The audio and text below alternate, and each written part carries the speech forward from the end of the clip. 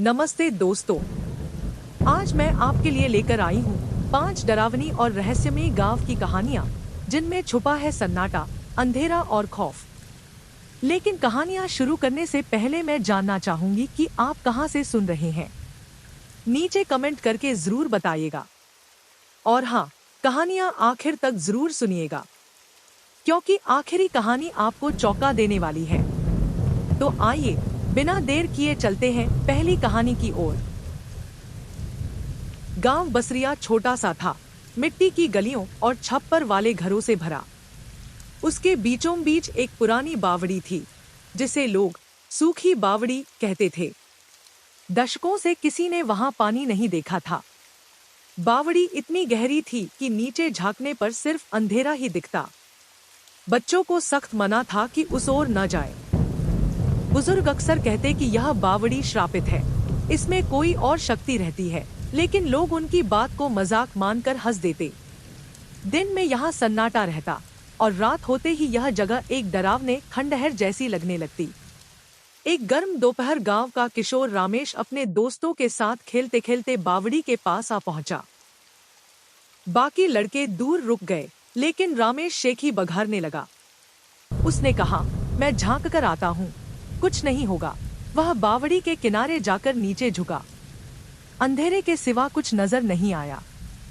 तभी अचानक उसे ऐसा लगा जैसे नीचे से कोई पानी की बूंद उसके चेहरे पर गिरी हो।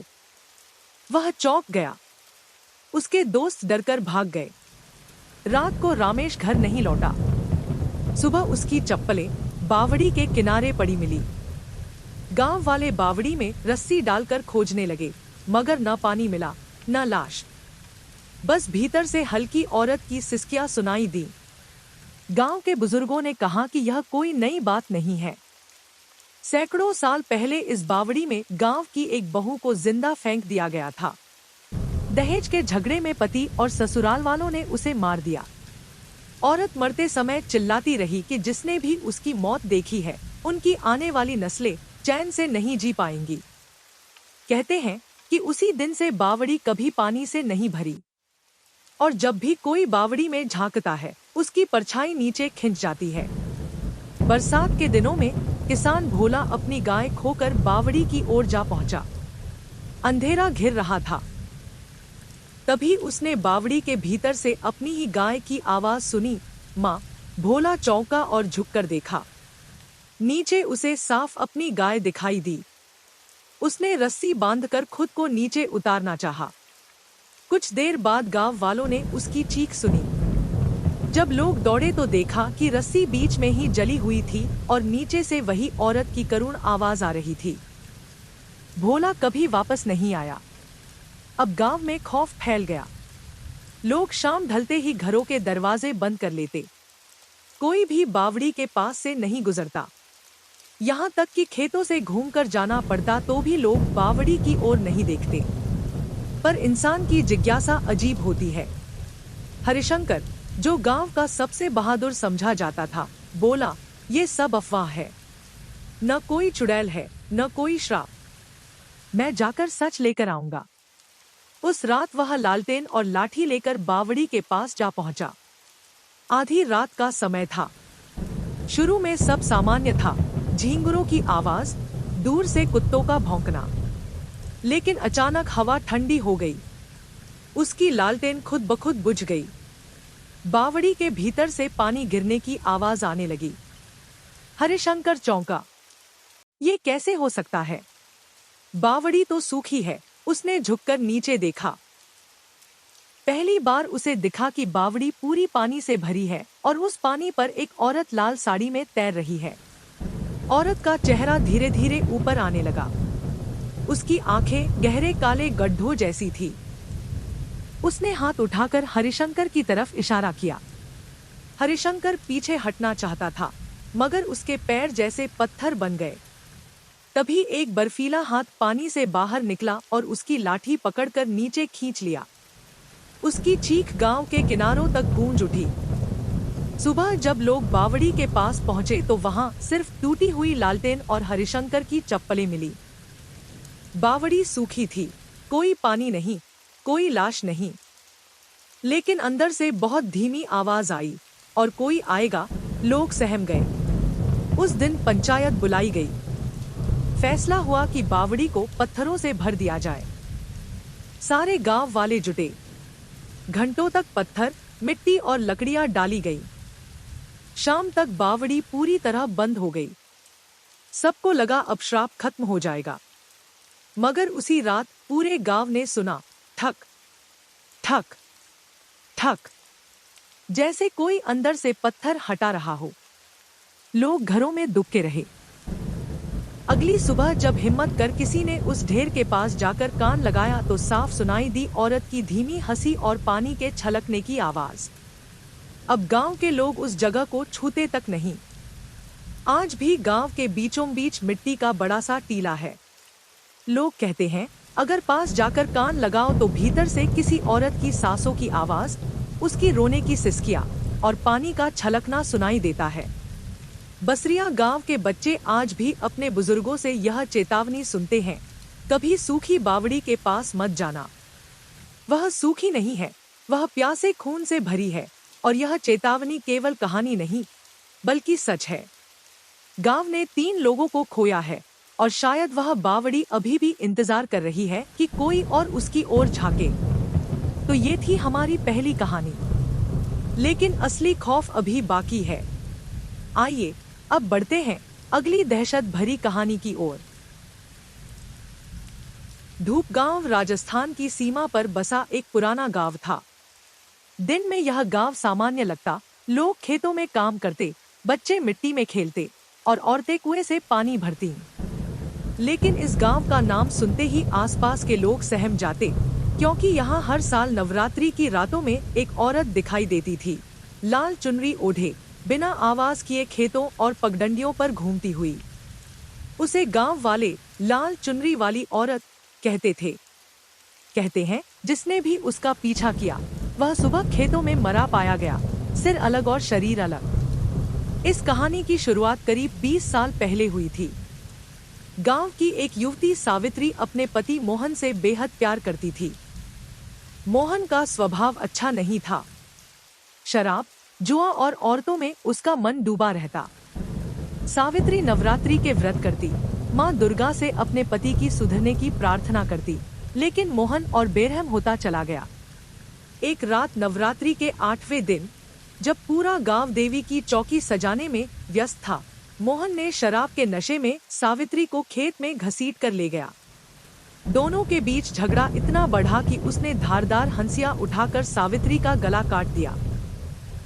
लाल चुनरी में लिपटी सावित्री खेत की मिट्टी में गिर गई। उसका खून इतना बहा कि चुनरी पूरी तरह भीग गई। मोहन ने शव को वहीं छोड़ दिया और गांव आकर झूठ बोला कि उसकी पत्नी कहीं गायब हो गई। सुबह जब लोग खेतों में पहुंचे तो सावित्री का शव मिला, सिर एक ओर पड़ा था और शरीर दूसरी ओर। गांव कांप गया। कहते हैं कि उसकी अधूरी आत्मा उसी खेत में अटक गई। पहले लोगों को रात में खेत से औरत की करुण आवाजें आती। धीरे धीरे लोगों ने लाल चुनरी लहराते हुए साये को देखना शुरू किया। नवरात्रि की रातें जैसे उसके लौटने का वक्त बन गई। शुरू में लोग डरकर अपने घरों में बंद रहते, लेकिन जिज्ञासा के मारे कुछ नौजवानों ने तय किया कि वे उस औरत को देखेंगे। एक साल नवरात्रि की अष्टमी की रात 4 दोस्त रतन, पप्पू, हरीश और सुल्तान लालटेन लेकर खेतों की ओर गए। आधी रात के करीब अचानक हवा ठंडी हो गई। खेत की मेड़ों पर लाल चुनरी फड़फड़ाई। दोस्तों ने देखा कि एक औरत धीरे धीरे चल रही है। उसका चेहरा बालों से ढका है। उसने किसी को देखा तक नहीं, बस अपने पैरों से खेत की मिट्टी कुरेदते हुए आगे बढ़ रही थी।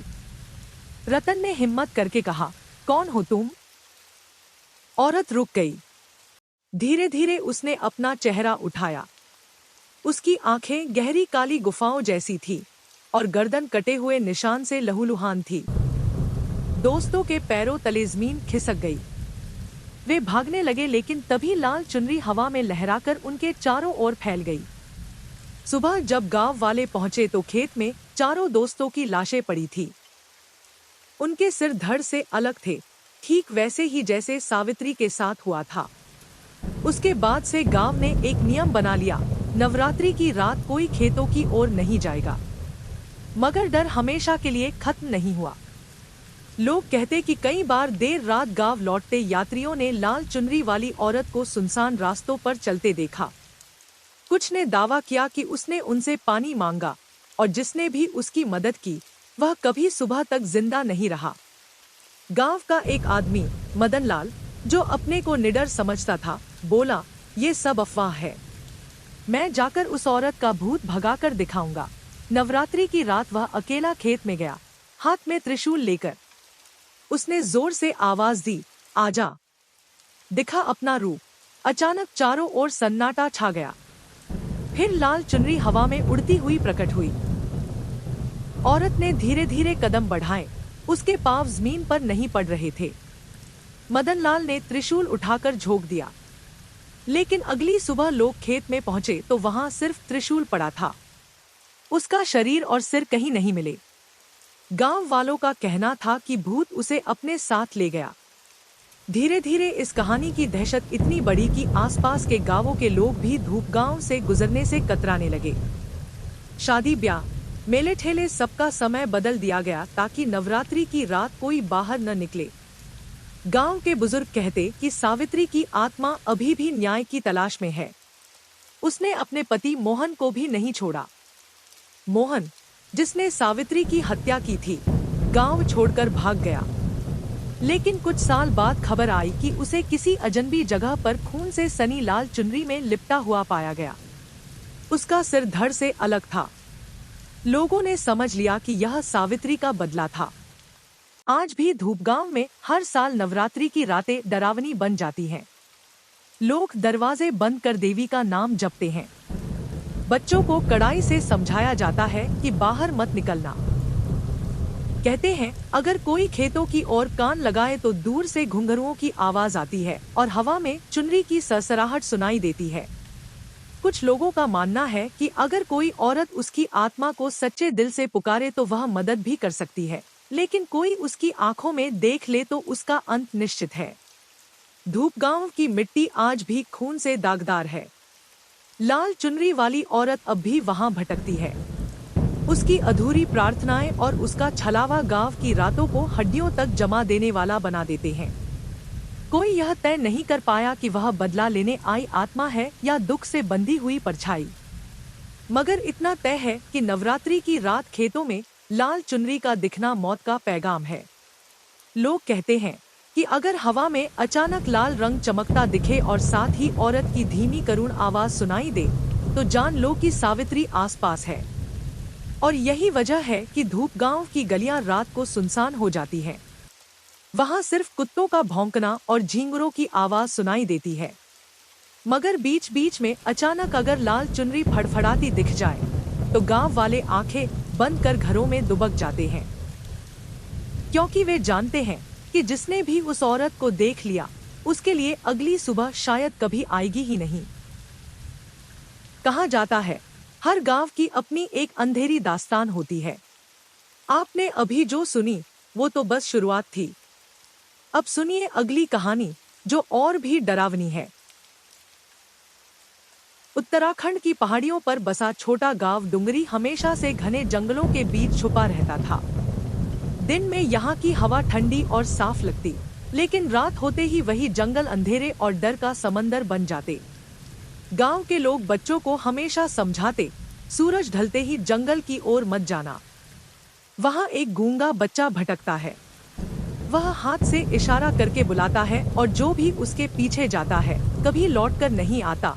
यह बात पीढ़ियों से सुनी जा रही थी, मगर सच क्या था कोई नहीं जानता था।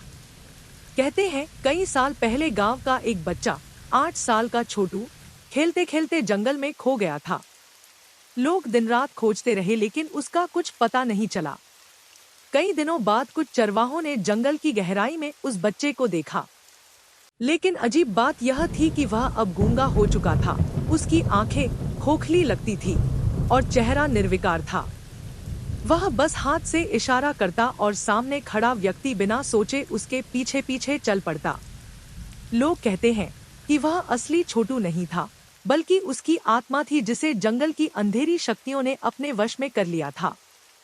गांव का एक युवक अमर हमेशा से इन कहानियों को झूठ मानता था। उसका कहना था, भला कोई बच्चा क्यों किसी को मारना चाहेगा? यह सब बुजुर्गों के डराने के हथकंडे हैं। लेकिन उसकी सोच उस रात बदल गई जब उसका बड़ा भाई राजू जंगल में लकड़ियां काटने गया और फिर कभी वापस नहीं आया। राजू के साथियों ने बताया कि उन्होंने जंगल की झाड़ियों के पास एक छोटे लड़के को खड़ा देखा जिसने उंगली से इशारा किया। राजू अचानक उसके पीछे चल पड़ा और अंधेरे में गुम हो गया। बाकी लोग डरकर गांव लौट आए। अगले दिन खोज करने पर सिर्फ उसकी कुल्हाड़ी मिली, खून से सनी हुई। अमर को यकीन नहीं हुआ। उसने ठान लिया कि वह खुद सच्चाई पता लगाएगा।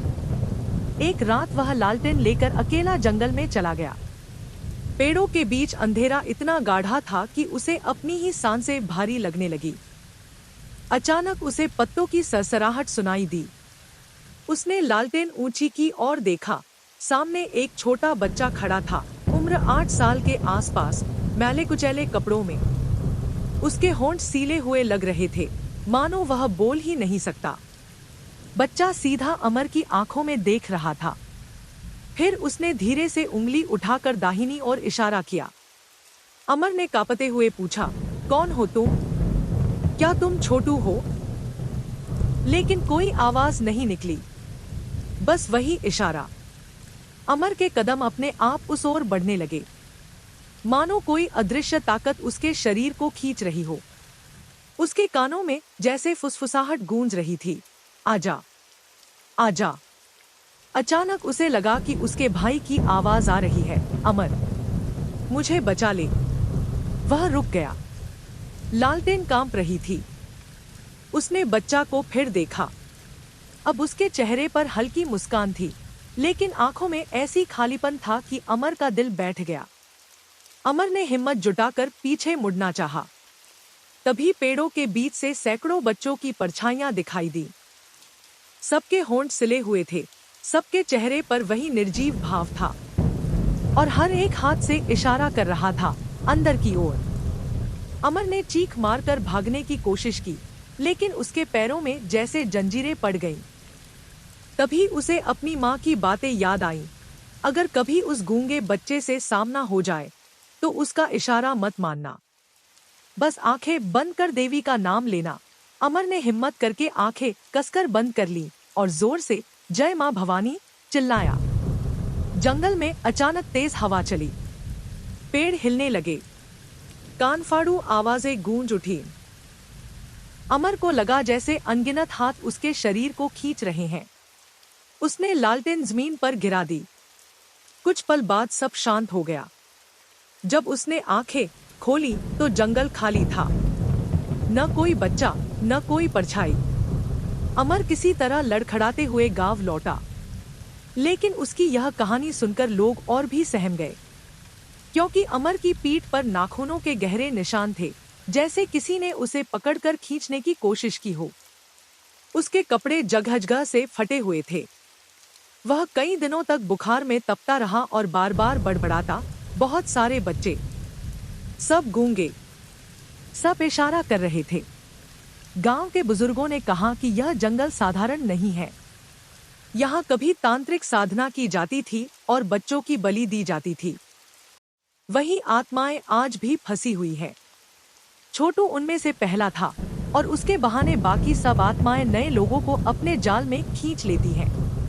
आज भी डुंगरी गांव के लोग सूरज ढलते ही जंगल की ओर नहीं जाते। बच्चे तो क्या, बड़े भी उस दिशा में पाँव नहीं रखते। कहते हैं कभी कभी हवा में बच्चों की हंसी गूंजती है, लेकिन उसमें मासूमियत नहीं, बल्कि डर और खौफ छुपा होता है। अगर कोई हिम्मत करके जंगल में झांक ले तो पेड़ों की छाया में एक छोटा बच्चा खड़ा दिखाई देता है, होंठ सिले हुए, आंखें खोखली और हाथ से धीरे धीरे इशारा करता हुआ। जो उसकी उंगली की दिशा में गया, उसका लौटना नामुमकिन है। गांव की औरतें अब बच्चों को एक ही बात सिखाती हैं, अगर कभी कोई गूंगा बच्चा दिखे तो उसकी ओर मत देखना, वरना तुम्हारी आवाज हमेशा के लिए छिन जाएगी और तुम भी उसी झुंड का हिस्सा बन जाओगे। यह चेतावनी पीढ़ियों से चली आ रही है और डुंगरी गांव के चारों ओर फैला जंगल आज भी उतना ही रहस्यमय और खतरनाक है। रात गहराती है और डर गहराता जाता है। चलिए अब आपको ले चलते हैं दूसरी कहानी की ओर। गांव बरुआखेत का नाम सुनते ही लोगों के दिमाग में एक ही तस्वीर उभरती थी, गांव के किनारे बने पुराने श्मशान घाट की। वहां एक विशाल पीपल का पेड़ खड़ा था जिसकी जड़ों ने जमीन को जगह जगह फाड़ दिया था। उसी पेड़ के नीचे पत्थर की एक चौकी बनी हुई थी। कहते थे कि उस चौकी पर कोई भी रात बिताने की हिम्मत नहीं कर पाता, क्योंकि जैसे ही अंधेरा घिरता है वहां से ढोल, मंजीरे और घुंघरुओं की आवाजें आने लगती हैं। गांव के लोग बताते कि यह चौकी कभी तांत्रिक साधना का स्थान थी और वहां बलिदान चढ़ाए जाते थे। शायद इसलिए आज भी यह जगह आत्माओं से भरी है। गांव के बुजुर्ग शाम ढलते ही उस ओर जाने से मना करते थे। बच्चे खेल खेल में कई बार चौकी के पास तक जाते, लेकिन मानों की चीख सुनते ही वापस लौट आते। फिर भी कुछ नौजवान अक्सर आपस में चुनौती देते कि कौन वहां रात गुजारेगा। सब बातें करते, लेकिन कोई हिम्मत नहीं करता। यह डर यूं ही नहीं था। सालों पहले एक चरवाहा आधी रात को अपनी भेड़ें ढूंढते ढूंढते श्मशान तक चला गया था। सुबह उसकी लाश चौकी पर मिली थी, जली हुई, मानो किसी ने उसे जंजीरों में बांधकर आग लगा दी हो। उस दिन से गांव ने तय कर लिया था कि श्मशान घाट की चौकी अभिशप्त है। लेकिन इंसान का स्वभाव ही ऐसा है कि डर जितना गहरा होता है उतनी ही जिज्ञासा बढ़ती है। गांव का एक जवान, किशन, हमेशा कहता कि यह सब बकवास है। उसका मानना था कि श्मशान घाट की कहानियां लोगों को डराने के लिए बनाई गई हैं। उसने अपने दोस्तों से कहा, मैं आज की रात वहीं चौकी पर सोऊंगा, देखना कुछ नहीं होगा। दोस्तों ने उसे समझाया, पागल मत बन, सबकी जान गई है जो वहां रुके, लेकिन किशन नहीं माना। उस रात वह एक चटाई और लालटेन लेकर चौकी के पास पहुंचा। आसमान में बादल छाए थे और चारों ओर सन्नाटा पसरा था। उसने चौकी पर चटाई बिछाई और लेट गया। शुरू में सब सामान्य था। हवा हल्की हल्की बह रही थी, झींगुरों की आवाजें सुनाई दे रही थी। लेकिन जैसे ही आधी रात हुई, अचानक माहौल बदल गया। लालटेन खुद ब खुद बुझ गई। ठंडी हवा का एक झोंका आया और पीपल के पत्ते जोर जोर से हिलने लगे। फिर अचानक ढोल की धीमी थाप सुनाई दी, धम धम धम। किशन चौंक कर उठ बैठा। आवाज और करीब आने लगी। साथ ही मंजीरों और घुंघरुओं की खनक भी सुनाई देने लगी। किशन ने सोचा कोई धोखा है, शायद गांव के लड़के मजाक कर रहे हैं। उसने जोर से आवाज दी, कौन है वहां? लेकिन कोई जवाब नहीं आया। आवाजें और करीब आ गई। उसने देखा कि चौकी के चारों ओर धुंध छा गई है और उसमें काले साये घूम रहे हैं। उनमें से एक साया धीरे धीरे चौकी की ओर बढ़ा। वह इंसान की शक्ल में था, मगर चेहरा बिल्कुल स्याह। उसकी आंखें लाल अंगारों जैसी चमक रही थी। उसने किशन की तरफ देखा और हाथ उठाकर बुलाने का इशारा किया। किशन का दिल जोर जोर से धड़कने लगा। वह भागना चाहता था, लेकिन उसके पैर जैसे चौकी से चिपक गए थे। तभी घुंघरुओं की आवाज और तेज हो गई। उसने चारों ओर देखा। दर्जनों साये नाच रहे थे, किसी अनदेखे गीत पर झूम रहे थे। अचानक ढोल की थाप इतनी तेज हुई कि जमीन हिलने लगी। किशन की चीख गले में ही अटक गई। तभी एक अदृश्य ताकत ने उसे पकड़कर चौकी पर लिटा दिया। उसके हाथ पांव बंधने लगे, मानो अदृश्य जंजीरें उसे जकड़ रही हों। किशन ने पूरी ताकत से बचने की कोशिश की, लेकिन उसका शरीर भारी हो गया। तभी उसे ऐसा महसूस हुआ जैसे किसी ने उसके सीने पर आग की लपट रख दी हो। उसकी त्वचा जलने लगी। उसने पूरी ताकत से बचाओ चिल्लाया, लेकिन आवाज बाहर नहीं निकली। उसकी आंखों के सामने लाल लाल चेहरे मंडराने लगे। सबकी आंखें खून से भरी थी और होंठ-होंठ पर भयानक मुस्कान थी। अचानक उनमें से एक ने कान में फुसफुसाकर कहा, अब तू भी हमारा है। सुबह जब गांव वाले चौकी के पास पहुंचे तो उनका दिल दहल गया। चौकी पर किशन की चटाई तो थी, लेकिन शरीर कहीं नहीं था। बस राख का एक ढेर पड़ा था और उसके पास जली हुई जंजीरें। कोई नहीं समझ पाया कि वहां क्या हुआ, लेकिन सबकी आंखों में वही सवाल था, क्या किशन उन आत्माओं का हिस्सा बन गया? उस दिन के बाद से गांव ने श्मशान घाट के आसपास जाना भी बंद कर दिया। यहाँ तक कि शव जलाने के लिए भी लोग दूर नदी किनारे जाने लगे। चौकी अब वीरान खड़ी है, मगर आज भी रात होते ही वहां से ढोल, मंजीरों और घुंघरुओं की आवाजें सुनाई देती हैं। कई लोगों ने दावा किया है कि उन्होंने वहां परछाइयों को नाचते देखा है। कुछ ने तो यह भी कहा कि जब वे चौकी के पास गए तो किसी ने उनके कान में फुसफुसाकर कहा, बैठ जा, तेरी बारी है। बरुआखेत गांव की औरतें आज भी बच्चों को सख्ती से रोकती हैं कि रात में चौकी के पास मत जाना, क्योंकि वहां सिर्फ राख नहीं बल्कि अनगिनत आत्माओं का खेल चलता है। आत्माएं जो कभी तांत्रिक साधना में बंधी थी, आज भी अपनी शक्ति बढ़ाने के लिए नए शरीर खोजती हैं। और जो भी उस चौकी पर बैठता है, वह अगली सुबह इंसान नहीं रह पाता। आज भी जब कोई राहगीर अनजाने में उस चौकी के पास से गुजरता है, तो अचानक घुंघरुओं की धीमी खनक सुनाई देती है। लोग घबराकर तुरंत भाग जाते हैं। कहा जाता है, अगर कोई हिम्मत करके चौकी पर बैठ भी जाए, तो सबसे पहले ठंडी हवा बदन में समा जाती है, फिर ढोल की थाप शुरू होती है और उसके बाद फिर कभी कोई उसे नहीं देख पाता। श्मशान घाट की चौकी आज भी खामोश खड़ी है, लेकिन उसकी खामोशी के पीछे चीखों का वो संसार छुपा है जिसे सुनने की हिम्मत किसी में नहीं। और अगर किसी ने हिम्मत करके कान लगाया तो शायद वही आखिरी बार होगा जब उसने कुछ सुना हो, क्योंकि उस चौकी की आत्माएं आज भी भूखी हैं और अगले शिकार का इंतजार कर रही हैं। क्या आपने भी महसूस किया वो सन्नाटा, वो बेचैनी? ये खौफ सिर्फ एक जगह तक सीमित नहीं। अब सुनिए एक और गांव का किस्सा।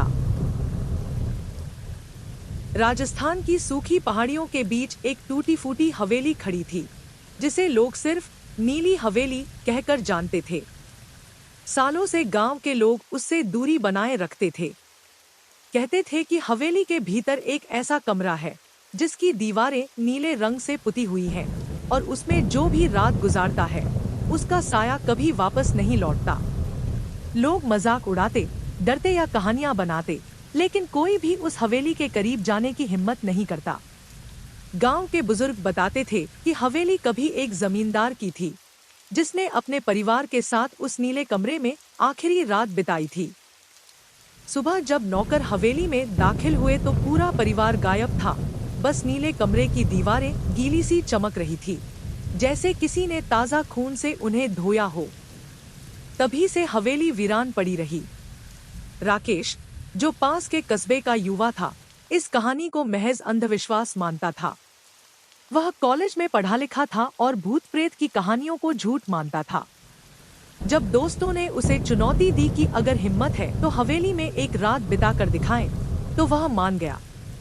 वह सोचता था कि यह सब डराने के लिए फैलाई गई अफवाहें हैं। राकेश ने तय किया कि वह उस नीले कमरे में ही रात गुजारेगा और अगली सुबह सबके सामने यह साबित करेगा कि भूत जैसी कोई चीज नहीं होती। शाम ढलते ही राकेश अपने हाथ में टॉर्च, पानी की बोतल और मोबाइल लेकर हवेली की ओर निकल पड़ा। रास्ता सुनसान और वीरान था, जहां झाड़ियां हवा में अजीब सी सरसराहट कर रही थी। हवेली दूर से ही भुतही लग रही थी। टूटी दीवारें, खिड़कियों में हिलते पर्दों जैसे साए और ऊंची ऊंची मीनारें जिनमें से कौए बार बार उड़ते। गांव के कुछ बच्चे दूर से उसे जाते देख रहे थे और धीरे धीरे आपस में फुसफुसा रहे थे, ये भी सुबह तक वापस नहीं आएगा। हवेली का दरवाजा भारी लकड़ी का था, जिस पर जंग लगे ताले लटक रहे थे, लेकिन एक कोना पहले से टूटा हुआ था, जहां से लोग शायद कभी झांकने की हिम्मत करते होंगे। राकेश उसी दरार से भीतर घुस गया। अंदर का माहौल घुटन भरा था। जाले हर तरफ, टूटी खिड़कियां और चुप्पी जो कान फाड़ दे।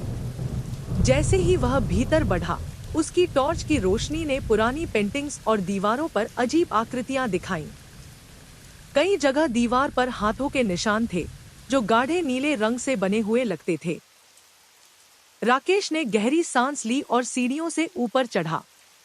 हवेली के लंबे गलियारे में उसके कदमों की आवाज गूंज रही थी। अचानक उसे लगा जैसे कोई पीछे से आहट कर रहा है। उसने मुड़कर देखा, पर वहां सिर्फ धूल का गुबार था। उसने खुद को दिलासा दिया और सीधे उस नीले कमरे की ओर बढ़ गया। दरवाजा बंद था, मगर ज्यादा जोर लगाने पर वह चरमराहट के साथ खुल गया। कमरे में दाखिल होते ही उसे ठंडी लहर ने घेर लिया। बाहर गर्मी थी, लेकिन कमरे में कंपी छुड़ाने वाली ठंडक थी। दीवारें वाकई नीली थी और उन पर उभरते डूबते धब्बे किसी चेहरे जैसे लग रहे थे। बीच में एक टूटा हुआ पलंग था और फर्श पर बिखरे कांच के टुकड़े ऐसे चमक रहे थे जैसे हाल ही में टूटे हों। राकेश ने मोबाइल निकाला और वीडियो रिकॉर्डिंग शुरू कर दी। वह कैमरे की ओर देखकर बोला, दोस्तों देख लो, मैं यहाँ हूँ। यह वही नीला कमरा है जिसमें लोग कहते हैं कि साया खो जाता है, लेकिन अभी तक सब ठीक है। वह पलंग पर बैठ गया और बोतल से पानी पिया। घड़ी में रात के 11 बजे थे। बाहर हवा की सरसराहट सुनाई दे रही थी।